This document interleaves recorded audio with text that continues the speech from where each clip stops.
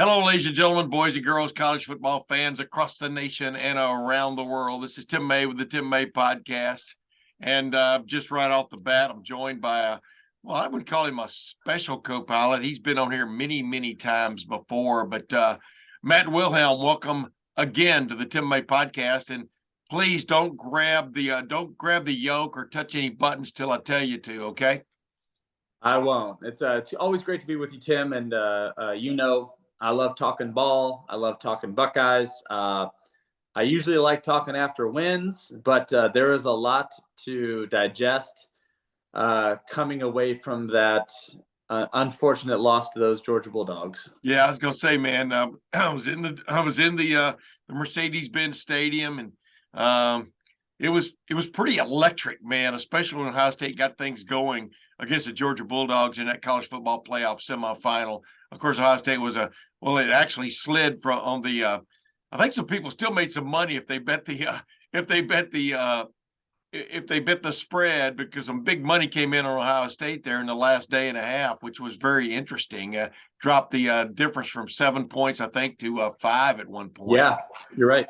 But the bottom line is Ohio State did not prevail. TCU did prevail in an upset fashion over Michigan. We're going to touch on both of those, but sure.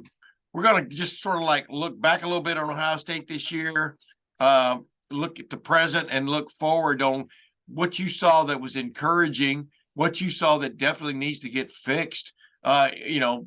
Basically, you are who you are when you play in terms of being a football team. And as Urban Meyer used to say, your record tells you exactly who you are at the end of the year, whether you want to glance at it, look at it through squinty eyes, or embrace it. You are who you are. Ohio State ends up going 11-2, ends up making the college football playoff, doesn't win the Big Ten East, doesn't win the Big Ten, doesn't win a championship of any.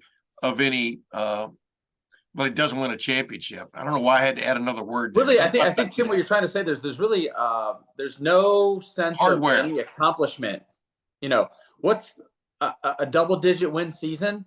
Yeah. And again, when I was being recruited there, the standards were extremely high, and they're of course they've only gotten significantly higher, since the BCS kind of came and went, and the college football playoff is, you've got to be top 4 or else you're kind of playing in an irrelevant bowl game. And we found that out last year in an amazing Rose Bowl victory against Utah, and you come away with Ryan Day going, that's all fine and good, but to your point, we didn't beat Michigan. We didn't win the Big Ten.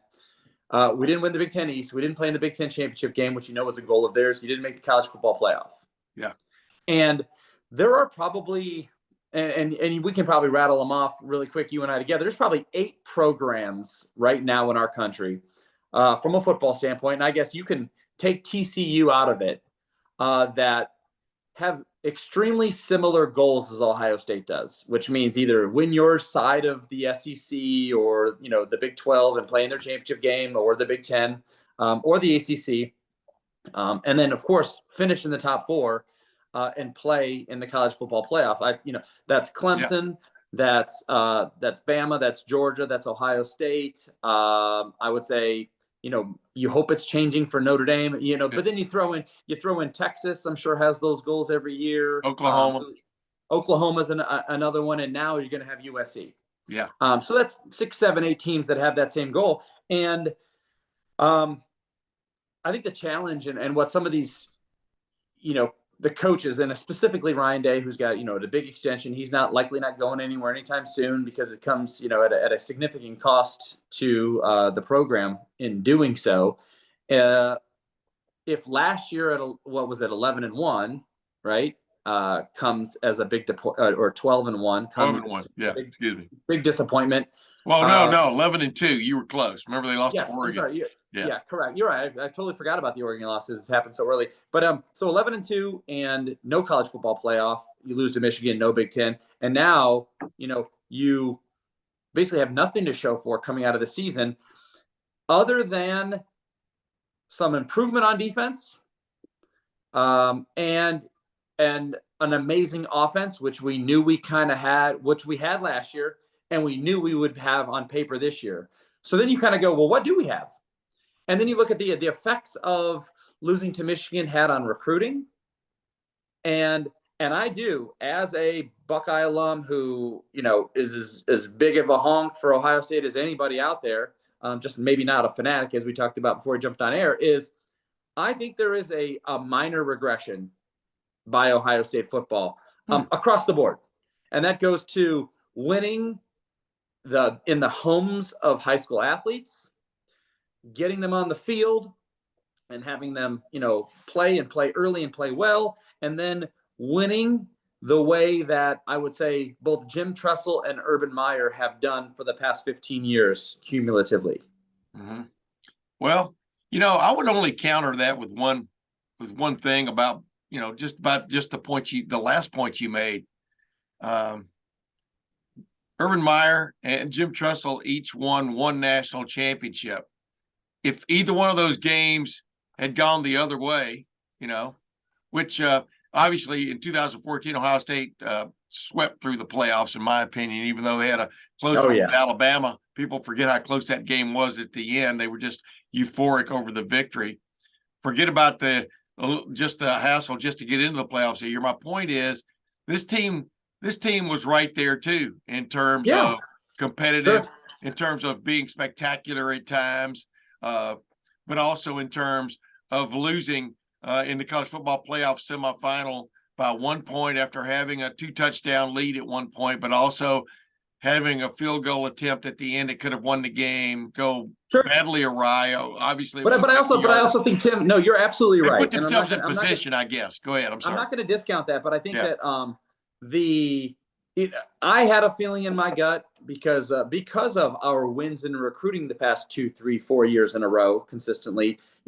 That's probably what 1.5 Urban Meyer classes and what Ryan Day and his staff have done in the last 2 to make up this roster and what they've done. But I'll tell you what, look at the last 5 games that we played, and maybe take out Indiana, which I don't, they're a bottom dweller of the Big Ten, and they'll be up every once a decade. But it was not a lot really came easy to this Ohio State football team. Yeah, and like anybody, when you are the Ohio State, you've got a target on your back, and just like when I played there, you get everyone's best effort because they want to knock you off the pedestal. So that should be expected when you come there. And I think what's most disappointing for me, and I think it's if I were Ryan Day and this staff, Jim Knowles included, you have to really look at yourself and study yourself fourth quarter and on. And that's my point of emphasis. And I know we'll dig into some of the other nuances of the game. And this is my blow your mind stat of the game. Last 3 games for Ohio State. Maryland, we had a touchdown and a field goal in the fourth quarter. They had a touchdown and a touchdown. We did score a defensive touchdown, but that's not an offensive. I'm talking offensive fourth quarter, offensive football. You. Go ahead. Yeah, this good numbers. Michigan, Ohio State, field goal, interception. Michigan fourth quarter, touchdown. Ohio State against Georgia, this game this past Saturday, we have a field goal and a missed field goal in the fourth quarter of a football game. They go field goal, touchdown. Yeah. So, and that's a culmination of, and I'm talking about our offensive productivity, but on the other side is Maryland, touchdown. Michigan, touchdown. Georgia, field goal, touchdown. Yeah. And mind you, of those, maybe all 3 of those plays against Michigan were plays of 40 yards or more. Yeah. I know one of the plays against Georgia was the big touchdown pass, right? So there's a missing link where schematically we approach the game offensively and are good enough to go out and showcase our talent and win football games. And we've got CJ Stroud, a back-to-back Heisman finalist, and as good a receivers as anybody in the country, and as good as an offensive line, and we'll get to that on our inability to run the football. But then defensively, I'm not impressed. I am not impressed with our defense. And I know that Georgia's got talent, and I know that Michigan's got talent, but I think that JTT and Jack Sawyer and these dudes that are 5 stars that are expected to be the next Bosa brothers and the next Chase Young, they make a play here and there, but they are not impacting a football game consistently the way that, and I'll go back, Will Smith did. Yeah. And Darian Scott did. and and Tim Anderson in his role, allowing me to make all those plays, and Simon Frazier to make plays at the defensive end. It's like they're just big players make big plays in big games. Yeah. And when the lights shined brightest on our defense, we couldn't get a stop. Yeah. And I think lastly, and I'll say this about that big Georgia touchdown. I think, and I wrote it down as well, and I've got all of our scoring drives. George, and now mind you, we scored fast, but there were junctures in the football game where we were ahead 21-7, and then Georgia scores in a minute 40 seconds, 21-14. Yeah. Now, if we make them take 4 minutes, and just put a drive together and then go end up in a touchdown, the game's completely different. But the biggest caveat in the entire game, and I think the backbreaker to all of this, and while we still held the lead, was we kick a field goal to go up by 16? Something like that. Yeah. And they score. And a lot of those numbers, wait a minute, a lot of that's jumbled in my head. You know what I mean? But go ahead. Oh, me too. But I meant but the one play, and it was the backbreaker, is, and they could have scored in a minute and 50 seconds or 2 minutes and 20 seconds, but to score one play, 10 seconds, and to steal back. So we had dominated for 3 quarters and some change. And on one play, they get within, a touchdown, or they get within one score, or make it the optimism in the mindset of Georgia when we had, that entire arena and everyone wearing, Georgia clothing sitting on their hands. Yeah. And we were dominating probably as a little, I know we travel well, but we had a sliver in that stadium, and we were going bananas up 3 scores, and they score one play, 10 seconds to start the 4th quarter, and it changes everything. Yeah. And it gets back to Matt, what I wrote about after the Michigan game, and it was so true in this game. The moment you needed this person as in a position, Ohio State obviously went ceremonially to the 4-2-5 defense this year, which featured 3 safeties. And almost the moments you needed a deep safety, just be that, old time prison break guard. Make everybody right. Make everybody right. And the guy on the tower, When you watch the replay of that touchdown, and here's what I'll say: I'm not trying to single out any one kid, right? Yeah, but we're talking about the safeties. We're talking scheme. Yeah, we're talking scheme. Here's the thing. Okay, you're in a one-on-one situation. They throw a deep ball. At worst, stay in phase and make a tackle for a 50-yard gain, not a 75-yard touchdown. But he slipped down, of course. But go ahead. But then even before he falls down, just watch. I want all these Buckeye fans watching this podcast right now, go watch Lathan Ransom backpedal as a safety with a wide receiver from an SEC school bearing down on him. Yeah. And it's his technique that led to him falling on the ground. Not some great double move. Did he put a little stutter and go on? I'm sure he did. But they see that 100 times over in the Big Ten.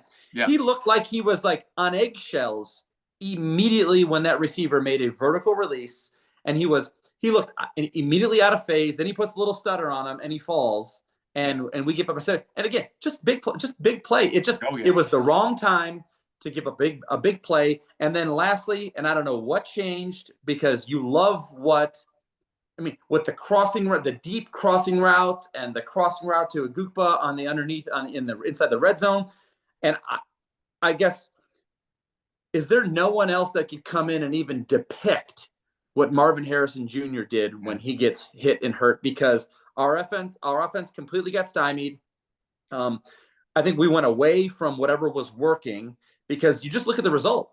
Yeah. No one could get, and I know that Georgia probably made some changes too, showing man, playing zone, playing man, press off, all that other stuff. Yeah. But we have guys that can win one-on-one as good as anybody in the country, and nobody could get open. And CJ had to eat the ball, hold the ball, and Georgia took some chances, brought 5, got home, affected the game down the stretch, and just gave their offense the opportunity time and time again. And we end up with 3 points in the 4th quarter, and they end up with 17. Yeah. It's when it matters most.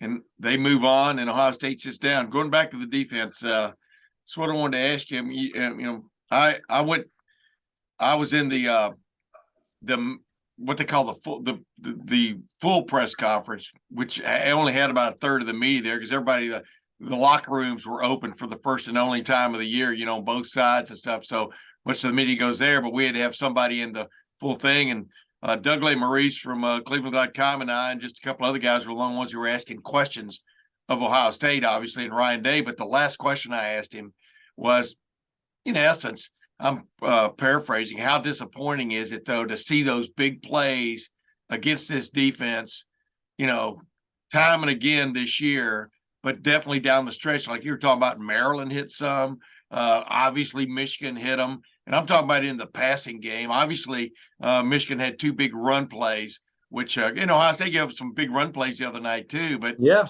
and he said, yeah, I mean, bottom line is it's quite disappointing, and this isn't a program where I'm going to call out Jim Knowles. No. Well, he's being paid $1.9 million, so that shouldn't happen.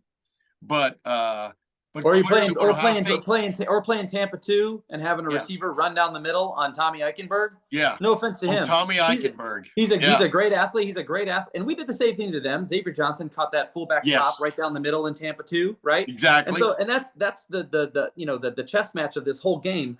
But you're telling me that with the talent that we have and trotting three safeties out there, that having our middle linebacker, whether it's me, Laurinaitis, AJ, Katzenmoyer, I'll rattle them all off, right? Yeah. Josh Perry running down the middle against an SEC wide receiver. I'm throwing that. It ain't hard to be Stetson Bennett. Just throw it out there to your more talented wide receiver on a linebacker. Yeah. And it gets back to this. I'm a fan of about 90% of what the 4.25 brings to the program. You know what I mean? Sure. Brings to the deal. I am not a fan of so many times there being no help deep. I mean, I'm not a fan of that. It seems like you could still accomplish what you want to accomplish with 10 guys. I mean, you got to have, for want of another term, you got to have a detour sign at least on the deep end. You know what I mean?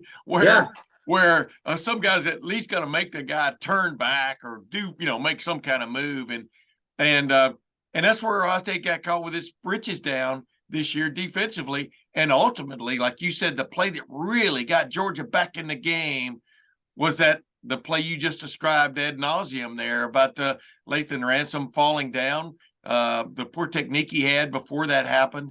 And a guy you've hardly ever heard of, Arian Smith, he had two huge catches. I think he had like 5 receptions for like 180 yards, all in the college football playoff last year and this year. Yeah, correct. And so, I mean, it just, in my opinion, when you've got the lead, I don't think that's the time to be playing shenanigans. That's the time not to be overly cautious, but it's the time to just make them go the long way. You know what I mean? Tim, and actually, when you really, mind you, we weren't doing, we were stopping the run, but they were still making runs. Like they're down 2 and potentially 3 scores.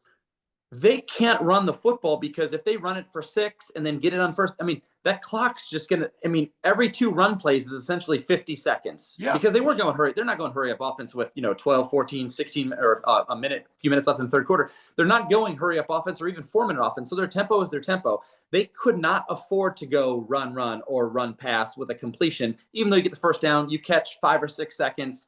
You just couldn't do it. So, and here's my point. Then you have Stetson Bennett, who, other than the 4x1, quarterback sweep, quarterback power, to the weak side, which not, hey, shiny object, we're going to line 4 over here and fake. He didn't even fake a bubble screen. Yeah.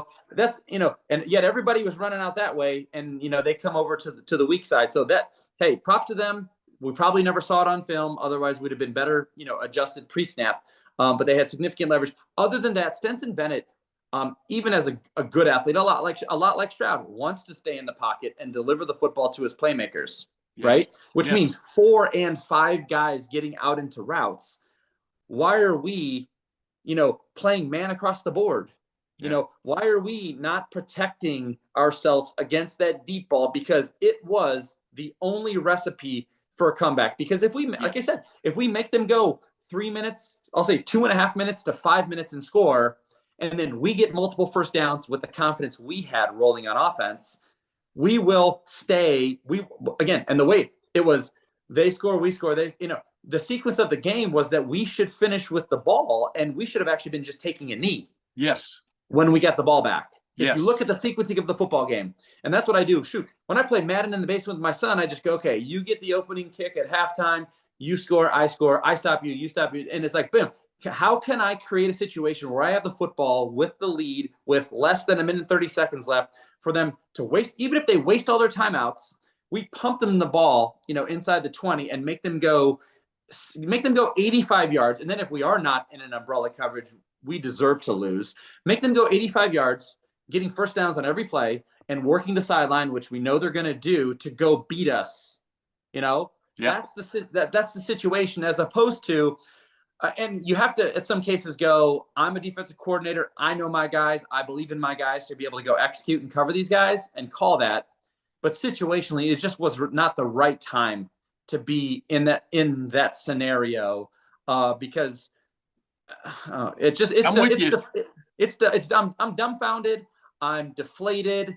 I'm not going to be overly negative. Like I told you, it's like, I'm following the recruiting wire to see, who these big guys that are going to make a decision, now that the early signing period's over. But I'm transitioning to our offseason, already looking at what we're going to do at quarterback next year, looking to see what we have coming back on defense, who else is going to declare for the NFL draft. And I think, and lastly, I'll say this, Paris Johnson's Player Tribune article ahead of this, college football playoff game is, we all probably now, after this, losing this football game, need to go reread that and understand what being inside the walls of that building is all about.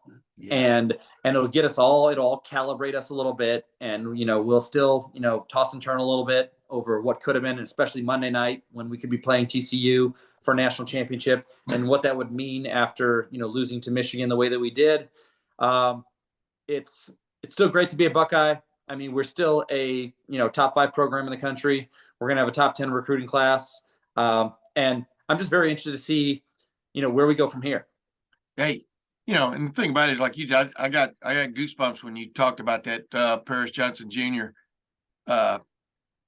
Story, opus. Yeah. Wow, was that well done? He's a journalism major, and kudos to him, and kudos to journalism majors everywhere, because you got to keep it going. It'd be interesting when he finally gets into business about 20 years from now, after he's done the NFL. Yeah, he's gonna want to cover sports after he's made $50 million playing sports. Yeah, he's gonna. You may want to cover the world's problem. I mean, this is a deep young man. I mean, yeah, no, I know. I'm impressed by him. His mom has raised quite the young man, awesome. Monica Daniels. But I digress. Bottom line is, as I was saying, throughout the month of December, and even leading up to the game, I was on a bunch of radio shows all over the place. Sure. This idea that was going around that Ohio State did not belong, the point I made was Ohio State was definitely in its element. I mean, Ohio State and Georgia, the difference was, if there was a difference, it was that. And, but I also think, I'll pause you for a second, even looking at past history, entering into 2002 as the underdog, entering into 2014 as the underdog against Bama, and so being in that spotlight, deservingly so or undeservingly so, we've exceeded expectations every time we've been almost counted out. Yes. And so rightfully so, you lose the way you did to Michigan. You back your way into the college football playoff, and you then almost slay a dragon that all national pundits thought was going to be a snooze fest, yes. Of a late night game. Yes. I want to get to this though, Matt. What is it? Because you're an alum, and you, as the old saying goes, you shed blood on that field, for Ohio State. Yes. I'm sure you got nicked up sometimes. Yeah, of course. When you're on just barely that other edge of a dramatic victory, because you were obviously, and people could poo-poo the Rose Bowl a year ago. That was a hellacious game. That game should go down in Buckeye lore almost as 100%. Much as any other game. The heart and the soul that Ohio State displayed in that game, coming back the way they did. And even down at Georgia, just the heart and the soul they displayed of like actually taking a huge lead in a game where they were an underdog, as I called it, the Bulldogs versus the underdogs, and came back and made that a game. But is there anything you take from a 1-point loss? And like Ryan said after the game, when you win a couple of, we were in there and somebody threw out that moral victory thing, and they knew what, what he's going to say, but there's no moral victory. There's pride in competing hard and throwing punches all night long, but there's no moral victory. And so the lesson, I think the lesson learned is this: those you got to finish number one. Go ahead. those that will leave, and move on to the NFL or transfer out or whatever, they won't be the benefactor, from an Ohio State standpoint. But all those kids who playing on that level at Ohio State with everything on the line is one of the 5 reasons why they came to Ohio State. Yeah. So that came to fruition for them. I think what it does for this staff and for these kids in that room is we can play with anybody. You might have left the Michigan game going, oh man, top 5 team in the country, we get blown out, blah, blah, blah, blah. And all of a sudden you're feeling really, really down on yourself. And then you play the prior year national champion who is undefeated, who everyone's counting you out against, and you go toe to toe. So that means your coaching had you ready. The players, and I think that was my biggest pregame have to see concern. Concern, is I want to see. I go, dude, we got to play loose. We got to play. I don't say overly aggressive, but play aggressive. And then it is up to our coaches to put our 5-star, 4-star elite athletes in a situation to make a play, because that's what they'll be asked to do if they have any aspirations of playing in the NFL. Is the best players, and you watch NFL football on a weekly basis. Aaron Donald gets the most triple teams in all of the NFL, but yet still has 15, 17 sacks a year. How? Yeah. It's a legendary type of player making plays, overcoming adversity. And that's what Marvin Harrison did. That's what CJ Stroud did. And so that's what I take the fact that we can recruit against anybody and win an athlete. We can then put them in a situation in our Ohio State machine to spit out victories and go play in the college football playoff, and we can play with anybody. I think Ryan Day, to me, is going to be the biggest beneficiary of this loss. And here's the reason why. Wow. I thought him and his coaches will go back and look at the bowl game prep on how they prepped us to get ready based on what we saw out of Georgia and what we wanted to try to accomplish. And we did.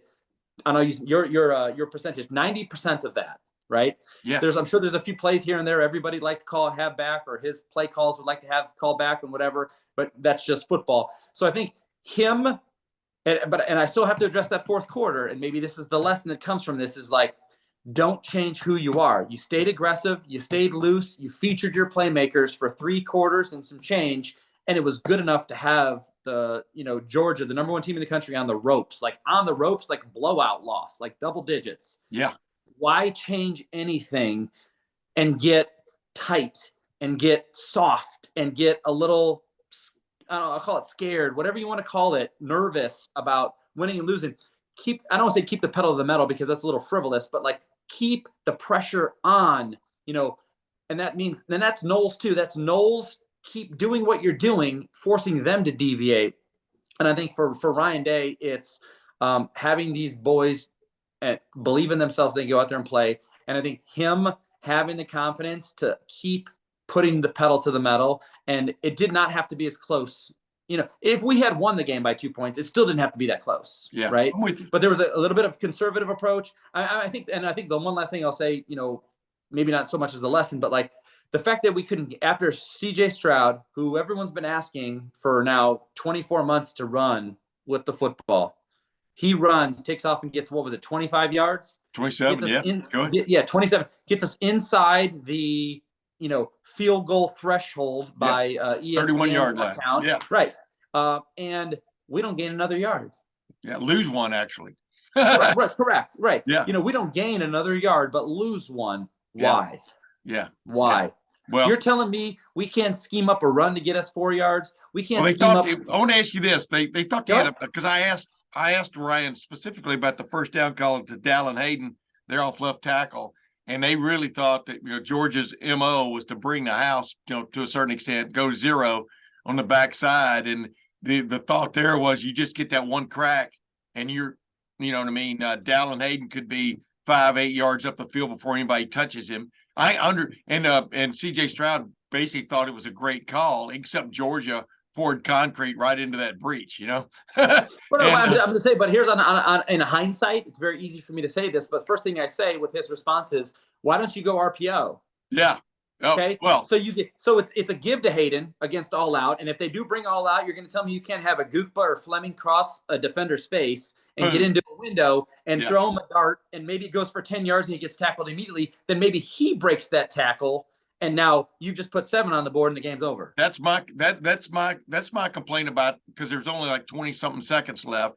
That you have 2 timeouts left though. But that was my complaint about that is if that play doesn't work, now you're calling a timeout. But the other thing is the guy who got you down there, just like it reminds me of TCU in the Big 12 championship game. The guy who got you down there was your quarterback, in that overtime period. I'm talking about with Max Duggan.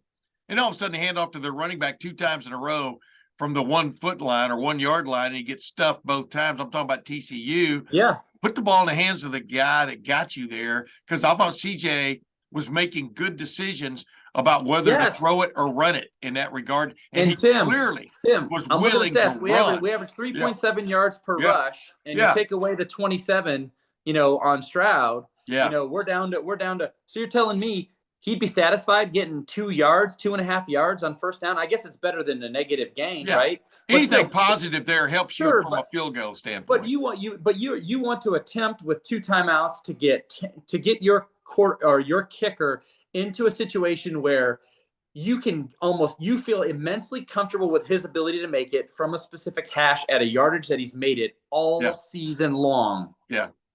And we couldn't do that. Yeah. There was a game. And they do bring the house. We run a screen or whatever the heck that travesty was, and we've got to throw it away just so that we don't, we're not now out of field goal territory. I just think it's something that again, easy for us to sit here, armchair quarterbacks, and second guess everything. Sure.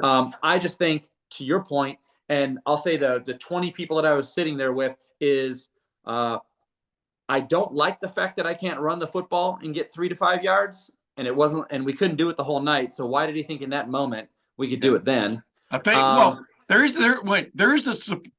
will say this. Like I said, I'm with you. That's not what I call there. That's why I even asked him that specific question. But there is the idea of the surprise factor in a moment like that. What? You know what I mean? Type thing from a play call. Except, I think the probability factor there of it breaking or popping is slim. That's just my point. But here's the other. But so it's a run play. The clock's not gonna. He's gonna just. But on an all-out blitz, timeout. On an all-out blitz, Tim, and this is for the X's and O's side of me. On an all-out blitz, I know where you're going. When you bring an all-out blitz, every gap is accounted for. Yes.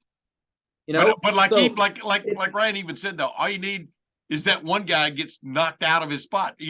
Like what happened to Ohio State. And when was the last time that our offensive line? Yeah. When we needed them to, this offensive line, when we wanted to run the football, when we wanted to, when we got those yards, and I call it into question. I think our offensive line, as the season has gone on, has protected C.J. Stroud as good as anybody. But from a run standpoint, they have regressed significantly, regardless whether it's Travion, Mayan, Dallin, doesn't matter who it is. They regressed. I mean, Xavier Johnson, one of some of our longest runs in the run game. Yeah. From the running back position. Yeah. I think Georgia's great. That's awesome. But we're Ohio State. Yeah. Yeah. Okay. Yeah. So don't discount that we can't run the football. Fire out, knock somebody off the ball, and go get 4 yards. Right. And we could not do that. We couldn't do it against Michigan. We couldn't do it against Georgia. Hey, and that's frustrating. Let's get to a couple of quick things, and we'll get out. Sure.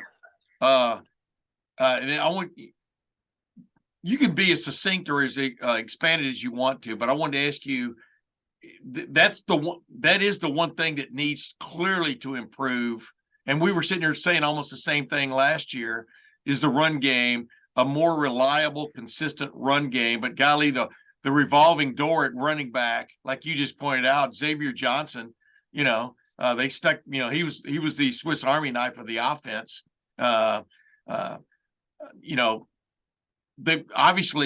They've got the players coming back who are coming back. I think we're all interested to see what happens with Mayan Williams, for example. But I'm talking about the running back room, et cetera. But let me ask you one quick thing before I get to that. It is stunning, though, like you're talking about from a confidence standpoint, when they lost Marvin Harrison Jr. with 13 seconds to go or whatever in the third quarter, how that did flip the script offensively, isn't it? Yeah. And number two, what was your view of that hit he took? My view of the hit that he took, it was not illegal, I would say, because to me it looked significantly like a lot of shoulder. Was it? It was just a good. Truthfully, it was a good hard hit, and I'm coming at this from a place of like no bias, right? Because I wanted Marvin. I knew what Marvin Harrison could do for the remainder of the game, had he played. But it just was what it was. It was a bang bang play, and it's unfortunate the way that it worked out. But I thought it was pretty clean compared to some of the other hits that you see guys get disqualified for. Because I did not think he led with his helmet. It was off to the side. It was curled up almost like the way that you're taught. He just, again, dislodged the football. Yeah. But you're hitting a guy high. Protect this defenseless player who's going for a ball. You're hitting a guy high in the neck, in the shoulder neck region. And he did, clearly there was some contact with the helmet finally in that play. Cause as Ryan Day said, he suffered a concussion, I think it was marginal, man. I think if anything, it was a high hit on a receiver, and this defender was not playing the ball at Correct. all. Yeah. I thought it was a defenseless receiver. It should have been a personal foul. That's my opinion. But yeah, you're right. I also don't want to get into so it's so easy, and I'm not saying you. It's so there was easy a flag to go back. thrown, obviously. Go ahead. It's so easy to. I don't want to be the guy that blames a referee or a call. You know what I mean? But it knocked the best player on the field out of the game. Correct. That's what I'm saying. Yeah, but you don't know he was not going to come back when he takes that hit. Yeah. But he didn't. But here's the one thing. Here's the other thing that I'll say. Dude, if they'd have had him on the field, I will make a bold statement. Sure. If he's still on the field in the fourth quarter, Ohio State wins by 2 touchdowns. I'm just telling you. They win by 2 touchdowns. Here's the one thing I'll say is before he took that hit, he had 2 consecutive drops. Yeah. Okay. So I don't know what's going on with that, but the one thing that I find with as rock solid as we've been recruiting and winning wide receiver recruits, I was a little taken aback by the fact, like how much our offense changed from because you figure we played without Jackson Smith and Jigba all year. Yeah. Right. So the offense had to evolve without him and let Marvin become the guy, and Emeka Gupa and Julian Fleming became the accessories. And it's like, who was the next guy in line? Because then you lose Cade Stover. How much? And that's the one question I think it's great to ask Ryan Day is like, how much had to change when you lose Cade Stover? Then we lost Rossi, had the swollen face, and he became the tight end, or the freshman from Cincinnati came in and had to run some routes. So like, how much lose? But I think we had Travion in, then out, Mayan in, then out, and Jackson Smith the Jigba, in limbo all year long. And so like we evolved and we were able to showcase other players. I just wish there was another because Marvin Harrison had 14 catches going into the Rose Bowl last year or whatever it was, right? Yeah. And then he balled in that game just like Njigba did, and then he becomes our number one. Who was that next young? Why wasn't there a next young player? But this, Matt. They leaned on, for example, Xavier Johnson because he was, and I thought he stepped up. I mean, he was the guy that stepped up in that Notre Dame game and caught the go-ahead to stay touchdown pass. I mean, how it goes in a moment like that.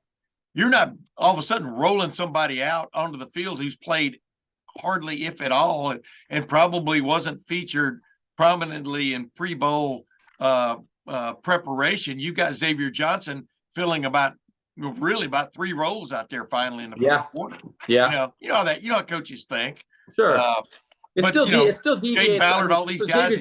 Xavier Johnson can't run between the tackles like Mayan Williams or Dalen Hayden can, right? No. And he doesn't win the one-on-one like Fleming or Gukbar or Marvin Harrison does either. So it's situational scheme Xavier Johnson the football. Exactly.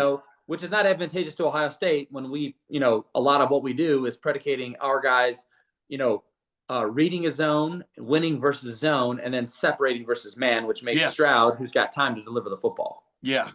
Xavier Johnson's not that dude. I thought Stroud played a hell of a game. I'm just going to leave it at that. Hey, but you got to give credit to Kirby Smart and I'll say Stetson Bennett, a guy that 2 years ago no one knew his name, and here he is playing in 2 consecutive national championships and hasn't lost a football game in a hell of a long time. And both 23 of 34. He throws the one bad pick, 3 touchdowns and almost 400 yards. Props to him. As I described him to people going into this game, he's not. He almost puts you to sleep occasionally during games. He usually makes 1 or 2 really bad plays. Yeah. But golly, name me a guy of recent lore who has been that clutch with games on the line. And I'm going back even to their game against Missouri this year. They're behind in the fourth quarter. I mean, he almost every pass he throws from then on is right on the money.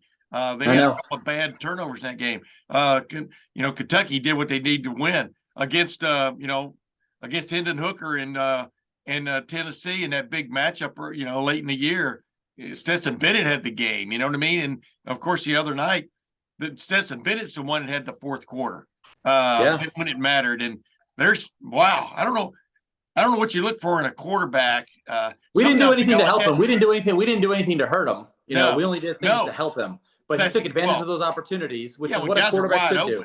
Yeah. He threw some homers in there too over the middle. But yes, he did. And that's the one thing I think as a caveat to this entire, our conversation, and probably I will likely, I don't know where I'm going to find it. Maybe I didn't DVR it. Is I'm going to go back and watch the whole game. I'm going to turn the commentary off and watch it just to sequence out the game and allow me to, dig a little bit deeper into the X's and O's because you only see it one time and some of the highlights here and there. But I'll have talk to me in 30 days and I'll have a much better understanding of, where we're at from an X's and O standpoint. And I think also a lot of the dust will have settled with guys leaving for the National Football League, entering the transfer portal, coming back, and so on. All right. My last question for you, though, this is what I was going to ask you a while ago before I went down that rabbit hole that was losing Marvin Harrison Jr. Oh, my goodness. And boy, is that guy good, right? The one thing you would change, and we talked about it a little bit earlier, but the one thing you would change defensively that could make a big difference from a scheme or thinking standpoint with this defense going into 2023 in the spring, you would change maybe schematically, maybe philosophically, whatever it is. What is one thing that definitely needs to turn? Because you can't continually give up gash plays, because touchdown gash plays, you've got to score another touchdown there now to fix it. As I've always said, the people who say the punt's the biggest play in football, I go, no, any touchdown play is the biggest play in football because it changes things for your team and the other team from the standpoint of the dynamic of the game. What would you do? So I think, a couple of things. I can't necessarily say, schematically. I think also going what I said about watching the game again, and I've, watched some of the Michigan highlights. I haven't watched the Michigan game again because it just makes me, nauseous. Is there are some schematic things that I think we should change. But, in some cases, Jim Knowles is out there rolling the dice, on a specific call and a specific down and distance, just like Ryan Day expected the all-out blitz, didn't get it. Jim Knowles is expecting something offensively, and that's why he makes a specific call. I think the one thing for me, I'm going to go safeties and corners is I think there's been a massive, and I'll use the word again, I've used it is like regression in our ability to play the football. Yeah. No matter who it is. Because I found myself coming into this football season expecting Denzel Burke to be the next Marshawn Latimer, the next Denzel Ward, the next Bradley Roby in that like DBU group out of Ohio State. And he was a non-factor all season. If at anything, between the penalties and giving up the big plays and inability to play the football, accentuated the issues on the back end. And I think it has, what Jim Knowles has to do is schematically look into, and I thought, Kerry Combs was this guy, we thought we were going away from everyone playing on an island. And I know we want 4-star, 5-star corners and safeties, but if they don't show you that they can win in one-on-one situations and play the ball without holding or grabbing or face guarding, you've got to deviate. You just can't keep, cutting your nose off to spite your face, schematically. So I think it is an emphasis on going out to get guys, like Jeffrey Okudah, who are long and athletic and can play in your face, like Denzel Ward. And I think those attributes just didn't shine through in our defensive backfield. And I think it's finding those guys, but then also developing their ball skills. Yeah. And you would imagine that playing against Harrison in practice and Igukpa in practice and JSN in practice, that they would have developed this, but it is lost in a game. And I think it has been used. It has kept so many games closer than they should have been, because of either a penalty or a big play. And I think, and I can say this, like, I've been situationally in one-on-one situations before as a linebacker, never out on an island the way that a corner or safety is. So it's very easy for me to say, but now these guys are getting paid to do this. And if they have any, ambitions of getting paid to do it in the future, they need to improve, because it's the only way. If you want to play at, this level as a top 4 team in the country against the Georgias and the Michigans and the Bamas of the world, you've got to win one-on-one defensively, and you've got to bend and not break. And I think we have broken in the last 2 football games far too often, both schematically and personally with our technique. And then bottom line, before you go, bottom line offensively, I mean, you touched on this a while ago. You got to get a running game that you can lean on, not against Indiana, not against, like you said, I'm paraphrasing you even, Rutgers, whatever. You got to get a running game somehow or another developed. And this was such a revolving door at running back this year. It was crazy. But you got to have that, right? I mean, and Ryan Day knows that. Ryan Day worked hard. They supposedly worked hard to get to that this year after last year, and didn't get there, in my opinion. Agreed? Absolutely. And I think, and I'll go back and, Tressel and he evolved from when he got there to when he left. Yeah. But then I'll actually use the Urban Meyer era as the best example of what we want to get back to. And in some cases, our inability to run the football with the quarterback, which was a huge part of the Urban Meyer era, was that quarterback power is that, they have one extra gap. Not anymore when you run the quarterback. We can negate that extra gap and get that and find that seam. The last 2 years, we have been the beneficiary of a legendary Ohio State quarterback in C.J. Stroud, right? And I don't want to take anything away from him, but Justin Fields was also that guy with his arm and throwing the football. But Justin Fields was extremely dynamic with his legs and with his feet. We saw it on that 27-yard run, how crushing it is to have everyone covered up and the quarterback takes off and runs and gets 27 yards. It's debilitating to a defense. I've lived it, as a defender, and to not have that is, I think, a missing link. So from this point forward, I think McCourt is not that guy. You look at Devin Brown, you look at the kid we just signed from, I think, Idaho. You hope when you say dual threat, that pocket passer, we need a guy who can obviously throw to these immensely talented wide receivers. We need to be able to give the ball to our running back and get 5 yards, 7 yards, 8 yards, J.K. Dobbins, era of football and Ohio State lore as well. But then adding that extra caveat of our quarterback being able to carry the football on a QB sweep and having a defense having to prepare for that is one more box that needs to get checked every single down. Is what if Justin Fields takes off and runs the football? Yeah. Because when it's C.J. Stroud, we know C.J. Stroud is going to sit in the pocket and pat that football, and want to throw that thing. And that's used against you in this case, as opposed to having to prepare for it when you have an athletic guy like Justin Fields. Yeah, it's funny. The night he ran the most really in his college career, it still wasn't quite enough because man, you scored 41, but you gave up 42. That's the bottom. It always comes back to the tote board. By the way, that quarterback they signed, Lincoln Keenholz, is from South Dakota, not Idaho. But hey, in my opinion, kind of what's he's out there somewhere. Right? Yeah, he's out there in Big Sky Country. But anyway, yes. I think the Dakotas are in Big Sky Country. But anyway, hey, Matt Wilhelm, once again, man. Thanks for joining the Tim May podcast, and you flew this plane with a plum, my man. I appreciate it, man. Hey, Thank real you quick, so much for having me. I wanted to ask you one other quickie though. Are you at least in your gut? And this isn't putting a positive spin. I'm just wondering, if you had no skin in the game the other night, if you weren't scarlet and gray and you were just like whatever watching that game. That was about as entertaining as college football gets, isn't it? It was. It absolutely was. And I think I'll leave it at this. The one thing that actually leaves me with a real positive place in my heart is Kirby Smart's comments coming out of the game saying we should not have won that football game and Ohio State should have won that football game. Yeah.